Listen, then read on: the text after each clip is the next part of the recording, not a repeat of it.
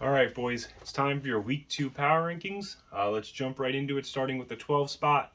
Staying in the 12 spot is Mitch, who obviously picked up a loss this week as he put up the fewest points in the league. Um, yeah, as for his starters, I think everybody except for Clyde Edwards Hilaire and his IDPs looked terrible. Highlighting that, obviously, less than 13 points from Aaron Rodgers is pretty brutal. And then, yeah, everyone else all the guys you want to do really well just didn't for Mitchell. And then it was topped off by his bench also looking really rough. I mean, it's not even like he could have started Derek Carr because he only had 23 points, which in our league is not exceptional for quarterbacks by any measure. Uh, 6 from Mostert, 1.5 from Kez Watkins. I mean, it just the highlight of his bench was, where is it here? 9 points from Garrett Wilson. That's just not what you want. So he's going to stay in last place for now. Moving on to number 11, another guy who's staying in their spot from last week. That's Lark. Also picked up a loss. He had the third fewest points this week, so he'll be at 11 again. Let's pull up Lark's match here. His whole offense was pretty much carried by Lamar Jackson and Swift. 37 from Lamar, 30 from Swift, and then just not much of anything. I mean, 2.2 from Allen Robinson is really rough. It just did not look like Stafford wanted to throw to him at all. And nobody else was exceptionally bad, but definitely a lot less than you'd want.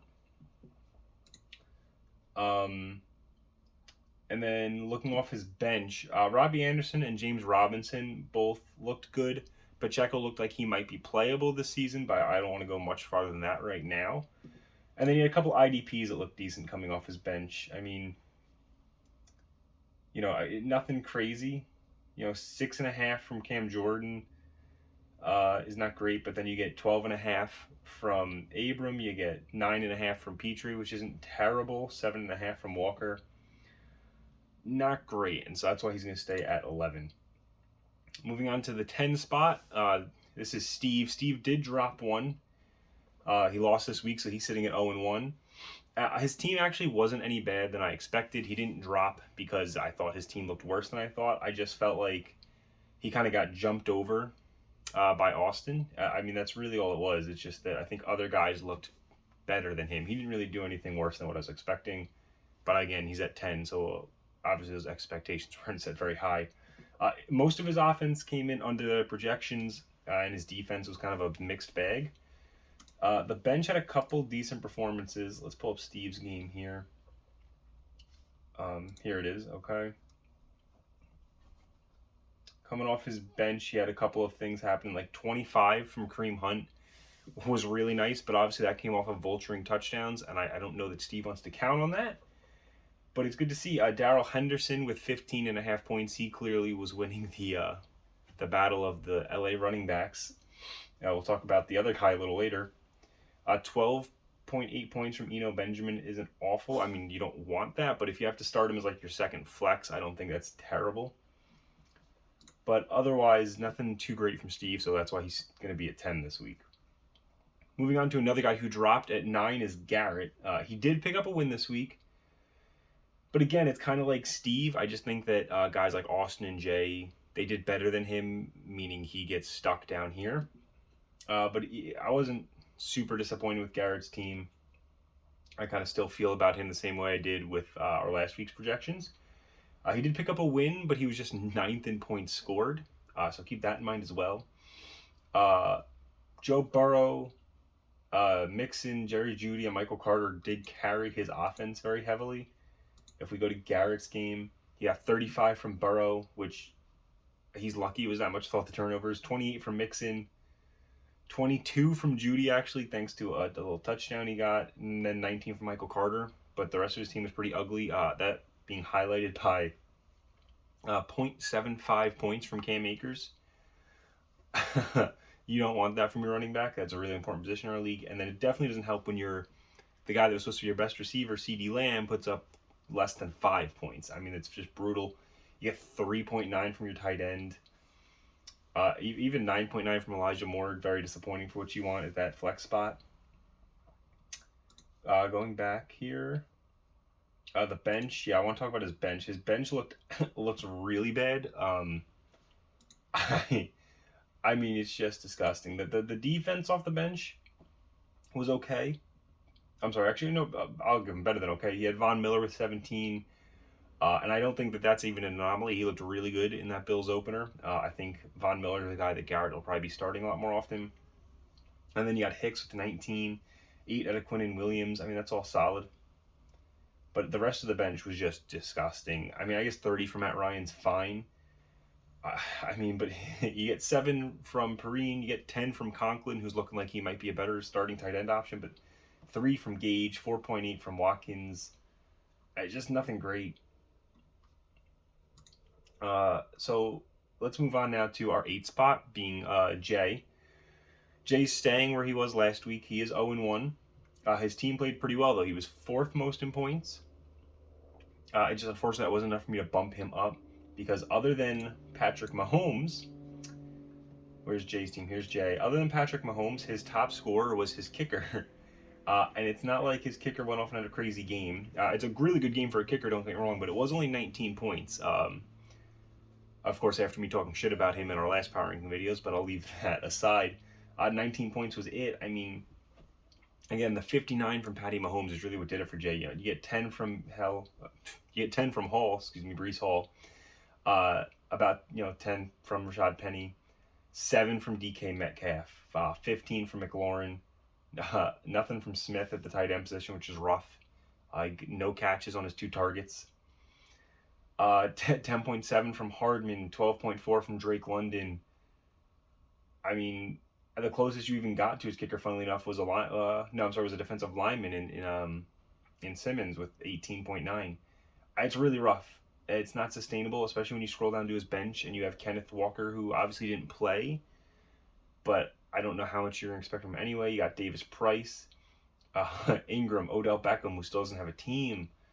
And then the actual guys that played, you got Claypool with 10, Burks with 8, Mike Gesicki with 1, which is brutal for a guy who was a top 10 tight end last year. Albert O had 8.3. Hopefully him and Geno continue to develop a good connection, and maybe that'll go up, but it's not great. I guess the only reason that even sounds decent is because you look at the 0 that Smith had at his tight end position this week. And then even the bench defense, I mean, yeah, nothing crazy. Nobody in double digits. So that's why Jay stays so low despite all the points he put up. I really just feel like he got carried, and I worry about all of his surrounding pieces. So now I got one of the guys that made one of the biggest jumps at number 7. You have Austin, who picked up a win and was at 3rd most points this week. So he jumped up 3 spots to 7. And a big part of it, let me pull up Austin's game here. A big part of why he jumped up, I try not to overreact on these week ones, and obviously, off the top of my head, I believe there's 3 guys who made big changes, Austin being one of them with this raise of 3. And the reason is because I don't think that what his team did is unsustainable by any means. I mean, 37 points for Kyler Murray, I don't think that's unsustainable for a guy like Murray at all. He only got 13 from Najee Harris, who hopefully does not have an injury bug this season. 13 should be his floor each game. 20 from Javonte Williams. Again, I said it looks like they're going to give Javonte a decent amount of touches. My only concern with this is that was off of only 7 carries. I'd like to see that carry number up. But he didn't even get in the end zone. He had 20 points, and he had a fumble loss. So 20 points is really solid there. I don't think that's unsustainable. About 20 from Jalen Waddle. I don't think that's unsustainable. He only got 2 out of Robert Woods. You'd think that would go up, or he could even start somebody better there. 26 from Kelsey. Maybe it's a little high for a tight end, but Kelsey's one of the best in the game. That's not unsustainable. 17 from Christian Kirk. I was a little bit skeptical of him, but if this is going to be the type of targets that he's getting with Trevor Lawrence, I think that's very sustainable. He only got 6 out of Pollard, which, to be fair, I think that's what he should expect from Pollard this season. But again, that's not unsustainable either, obviously. I mean, you don't want 6, but it's not a concern. Matt Gay only had 6. I think you can expect more out of him. The defense, I guess, is maybe where you could see a couple guys, because you have TJ Watt, who's not going to be playing for a while. He did give him 16 points. But then that kind of balances out because he only got 1.5 from Robert Quinn. So if you're looking at that as like 17 points from your defensive linemen combined, that's not crazy to split between 2 other guys while Watt's out. His linebackers combined for 20, which again, not unsustainable. And then his DBs, this is where you look and say, okay, maybe something was a little wonky because he did get 17 out of Tracy Walker here, which you can't expect that to happen all the time. But then again, only 3 from DeMarcus Lawrence. So I feel like his defense, he had high, low, high, low. I think this is all very sustainable, and that's why for now Austin's going on the rise. And he genuinely has me thinking I misjudged his team earlier. So going on to number 6, this is another one of those guys that made a big move. And again, I try not to overreact week 1, but this is Kurt, who's now 0-1 and dropped 4 spots. And again, similar to Austin, the reason that he made a big drop is because I don't see this as being like, a week 1 fluke. I'm genuinely concerned about his team. Points-wise, he was middle of the pack in getting his loss. But Keenan Allen and Elijah Mitchell both got banged up week 1, so that's concerning. And then nobody on his bench really looked like they were ready to step up. I mean, looking at Kurt's bench here, you got 2.9 out of Sony Michel, 7.2 out of Wilson, 23 out of Hilliard, which, is very solid, but that's it. I mean, he's the only guy that looked like he would be playable. I really like Kadarius Toney, but he put in 2.8 points week 1. It's awful. You have 4.5 out of Palmer. You hit 10 from Chris Olave, which I guess, for me, once you hit double digits, they become playable, but you want more than 10 out of a wide receiver, ideally, if you're going to start him, and then that's it. I mean, 6 from Stingley is the only other guy who had any points on his bench after that, I think. Oh, he does have a backup kicker, I'm sorry. Dustin Hopkins did have 7 points off his bench. What did his starting kicker do? His starting kicker did... Where is it? I went right over it. Had 9, so not even helpful. He has Harrison Butker there, who actually was injured, and I don't know if he actually played in that week 2 game. I was watching the highlights. I didn't actually sit down and watch the whole thing, but it doesn't matter. That doesn't apply to this video anyway, so I'll look into that after so I know going forward. But that's why Kurt falls. I'm very concerned about this team. I don't think this was a week 1 fluke. I think Kurt needs to figure out some waiver wire stuff, or somebody's going to have to pop off that I'm not expecting. Moving down, continuing, we are at the 5 spot now with Vinny, who picked up a win. He's going to raise up 1 spot from last week. I think his team showed a lot of promise. That's why he just moves up 1 little spot. As for his offense, I believe his entire offense pretty much outdid their projections. I want to pull up. Where is it? Here, right at the bottom. Nope, pull up week. Oh, was I looking at the wrong thing for Kurt? Oh, boys. I fucked up. No, I didn't fuck up. I'm sorry. Okay, I thought I was looking at week 2 for a second for something, and I was not. Great. I'm glad I wasted time and almost restarted the video for no reason. That's great. All right, let's pull up Vinny's game now. Okay, let me look what I want to talk about here. Yeah, his offense. So Vinny's offense pretty much all outdid their projections. Russ outdid his by like 2, and I think 36 points for Russ is pretty sustainable. I don't even feel like he had that good of a game. 340 yards, 1 touchdown. I think you can expect more from him, most weeks, hopefully. 14 from Eckler, not unsustainable. 20 from Fournette, not unsustainable. Diggs, 28, outdid it, not unsustainable. Well, okay, 28 might be a little bit high, but mid-20s I think is very reasonable for Diggs week to week. A.J. Brown, 25. Again, I think like around 20-something is pretty sustainable for him, but hopefully I'm not being dramatic because he didn't even get in the end zone and he put up 25.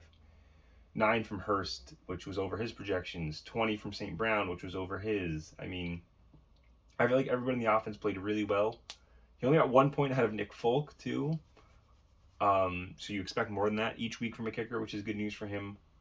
Renfrow only put in 5 points. I do suspect, too, that he can suspect more from Renfrow week to week, so that's also good news for him. The defense was pretty rough, though. 8.5 from Wilson's fine for a linebacker. Again, I like to say you want double digits out of your linebackers, but it's fine to get 8.5. 5 from Donald's not great. 7 from Josh Allen isn't great. What else did he have? 10 from Justin Simmons is probably it's what you want out of a DB. Unfortunately, Justin Simmons is now an injured reserve, so he's going to have to figure out an answer there. because he had Rapp, who had 2.5. That's not great from your other DB. And then your flex, Davenport, put up 1. So pretty rough on defense. And Vinny's bench also, I felt like, left a lot to be desired. There were a couple of standouts here. For example, he had Highsmith put up 25 points, which is great to get from a linebacker. I expect to see him probably starting him more often. Who else stood out here? Yeah, Curtis Samuel put up 19 points. And that included him having a fumble. You know, it was, what did he have? 4 carries for 17 yards, 8 receptions on 11 targets for 55 and a touchdown. And he lost a fumble. I think I would expect close to 20 for Samuel week to week. But I think he can hit that 15 sweet spot, which should be fine for like a second flex option if Vinny wants to play him there. Other than that, though, the only other guy I think worth talking about on his bench, Jamal Williams is who it was. Jamal Williams turned in a really solid game. 18 points for him. 11 carries for only 28 yards, but he found the end zone twice. So I would be a little concerned about that 11 for 28, but if he can keep finding the end zone, Jamal Williams is definitely going to be a usable guy if he's going to be vulturing DeAndre Swift's touchdowns like that. So let's move on to the number 4 spot, who was staying from last week. It's Nick again. They looked really good in week 1. They picked up a win over Jay, and that's very impressive because, like I said earlier, Jay had the 4th most points. So Nick really worked hard for this win. Let's take a look. Let's pull that game up right here. Here we go. So his starters looked pretty solid. He got, where is he here? 37 out of Jalen Hurts, 18 out of James Conner, 32 out of Cooper Kupp, 27 out of Michael Pittman, 10 for Mark Andrews, which I feel like is less than you should expect from him, but it's fine for a tight end in our league. He had 22 from A.J. Dillon.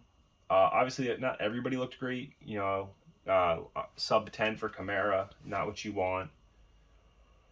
Again, the 1 for Matt Prater, not great. And the defense, you'd like a little more out of guys like Kendricks. You know, 3.5 points from your linebacker is not ideal. But overall, not too bad. And then his bench talent. I really liked his bench talent too here. He got, where did he go? Let's see. He got 12.5 from Nyheim Hines, which isn't too shabby if you want to play him as like a second flex. Same with Tyler Boyd putting in 13. But he really gets impressive when you move on to 22 from Duvernay. Duvernay looked really solid. Lamar found him in the end zone twice, though. So you do have to wonder if that's going to be sustainable. But Devin Duvernay looks like he could definitely be playable for Nick out of those flex spots. And same with Dotson. Dotson looked really good. He put in 19 points, and that's including having a negative 10-yard carry.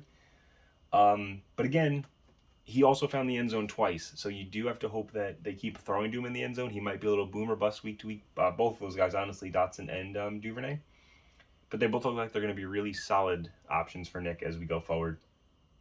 And that's pretty much it for this bench that I want to talk about. You got 10 from Christian Kirksey, which again, for me, for these IDP guys, I look for double digits to make me happy.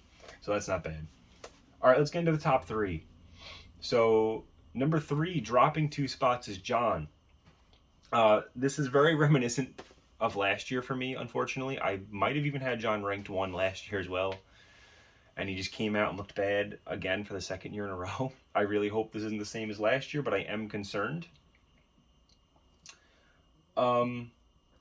I still believe in this team, so that's why he's only dropping a little bit. And again, I try not to overreact each week, but pulling up John's team here, I mean, yeah, getting 11 from Dak is really rough, and now that he's injured, I mean, that's concerning because you're looking at Tannehill and Malik Willis, whoever's starting the rest of the season. I'm assuming John's going to be picking someone up. I haven't actually checked. He might have already. But we'll see what he does there. And then you got 12 from Derrick Henry, which I definitely expect to get more than that week to week for John. Same with Montgomery, who also only put in 12 points. Jamar Chase gave him almost 30, which a little higher than I'm going to expect from him every week. But I mean, mid-20s is what you should expect from a guy like him. Debo put in only 13. You'd like more from him. Freiermuth actually put in 12.5, which I'm impressed with. I wasn't expecting a lot out of Freiermuth this season. And that's without getting in the end zone. So if that's going to be kind of his regular output, I think that's really good for John. You got 8 out of DJ Moore, which I think is fine for him. But again, being under double digits, I feel like for a position guy is kind of rough. And then Damian Harris put 10 like 10.05, which again you need more.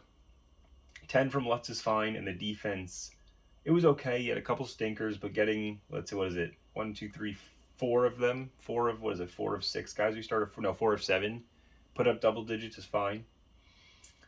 And then moving on to the bench, again, he has Tannehill is looking like he's starting going forward, and he did put in 33 points, which it's not going to compete with the top end quarterbacks, but it should be okay. Again, though, I think John's going to pick someone else up. And that's really it. I mean, the bench makes me a little nervous looking at it. I really hope some of these guys can step up for John. Otherwise, it's going to be like last year again. He's going to keep slipping on down these rankings. And for my own pride, I don't want that to happen a second year in a row. Moving up to 2, raising 1. A big part of why he raised 1 is because John dropped a few and I didn't want to drop him. And that's Pat. I'm still on the Pat bandwagon this year. We're keeping him at 2. He did pick up a win, but he finished 6th in scoring. So not awful, not great. You're right there in the middle. This team definitely has the tools for me to keep him at 2. It wasn't great, but it wasn't awful, and I didn't want to drop him or raise him, but John's team was just so bad, he ends up getting a boost from that. But looking at his team, 21 from Stafford, I'd like to say you can expect more week to week. 18 from Dalvin Cook, 18.8, I think is on the money for what you should expect. 8 from Zeke's pretty rough. 19 from Mike Evans is really solid. And then you get like 14 from Hollywood Brown, which I was expecting more from him in this Cardinals offense, but we'll see if that improves as the year goes on. Then you got a monster. You had 28 points from Cordarrelle Patterson. That's huge. Getting 28 out of your flex is awesome. But that kind of bounced out because Thielen only turned in 6. So again, he's another guy where as the season goes on, I'd like to see those numbers go up for Thielen. 6 from Tucker. Tucker's another guy. I know it's only the kicker spot, but you can definitely, I feel like, should be expecting more than 6 per week from him. And then the defense was very hit or miss. I mean, he had 18 from Bradley Chubb. That came with 5 tackles, 2 quarterback hits, 2 sacks. I mean, that's a tough game to replicate, but Chubb's really good. So I think he should definitely be a guy Pat expects to be at least in the double digits every week. And then you got 23 from Mack. Khalil Mack, just to be specific. And that's, let's see, 3 sacks, a forced fumble, 6 tackles, and 4 quarterback hits. Again, a monster game. I think Khalil Mack's another guy where I think 23 weekly is crazy to expect. But I definitely could see him being a reliable double-digit point scorer each week. And then the rest of the defense was just kind of okay. Pat's bench is a little concerning, but again, it's a lot of guys where I feel like they underperformed. And that's why I'm keeping Pat at number 2, is because I definitely think that you should expect more from this team going forward. And even though I'm saying the bench wasn't incredible, he left a lot of points on his bench. And that's another big point that I have towards Pat, where he left, Khalil Herbert turned in 14.5, which is nothing crazy, but it's better than some of the other guys he had. 18 from Jarvis Landry, 22 from Michael Thomas, 17 from Sterling Shepard. And those are guys that I think can do that consistently. And so for all those reasons I said, I'm going to keep Pat at 2 for now, and hope that I see him do much better next week in terms of scoring. I really would like to see him at least in the top 4 of scoring next week for me to feel justified in this. But this is more gut instinct than anything, I'll be very honest. Now moving on to our number 1 spot. This is that third person I was talking about that made a big jump, and that's Rich. Rich raised 4, picked up a win. He had the most points this week, if I'm not mistaken, by quite a bit. He had 247. Who was the next closest? What was it? He had 229. I mean, that's a solid gap over Nick. So his team popped off. And the reason I raised him 4, made him 1, is part of it is just me trusting Rich to be good. He's been good the last few years. Ever since he kind of stepped his game up in our league, he hasn't faltered much. So it's part of it is that. And the other part of it is, it's what I said about Austin. I mean, I don't feel like much of this is stuff that's not repeatable.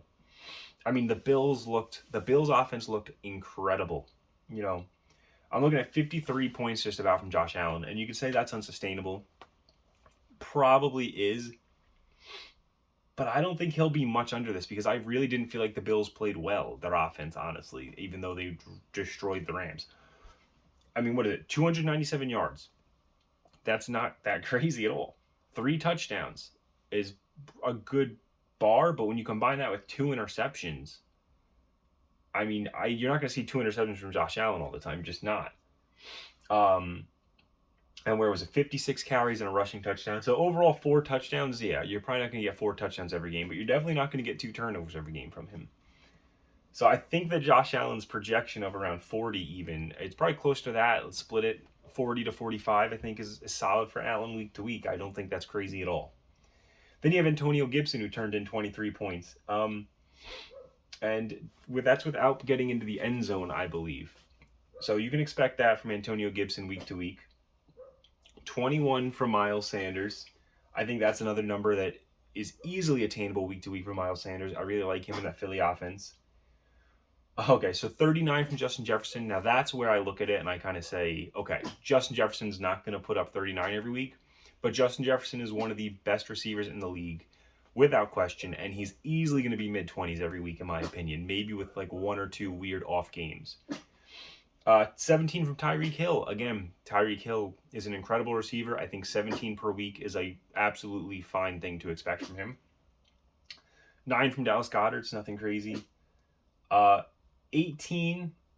You get 18 out of Davis there. And I don't think that's that insane either week to week. Now, obviously, again, there's not going to be that many touchdowns to go around for the Bills offense every week, and Stephon Diggs is still the number 1.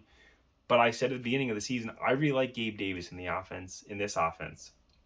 And I think he's going to be really solid. So again, I think around 15 is probably easily something Rich can expect from Davis every week. And Singletary, he only got 10 points out of Singletary. I think that's probably low for what he should expect from him. 11 from McManus is probably what he should expect week to week, around that 10 mark. So that's fine.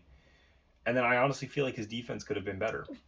So all in all, Rich, by a decent margin, had the most points, and I don't think he did it in a super insane way. There's definitely 1 or 2 guys he won't be able to get that many points from week to week, but for the most part, I feel like you're going to see Rich in this mid 200 range a lot this season, unless week 1 was some type of fluke for that Bills offense, because obviously Rich's team relies a lot on that Bills offense.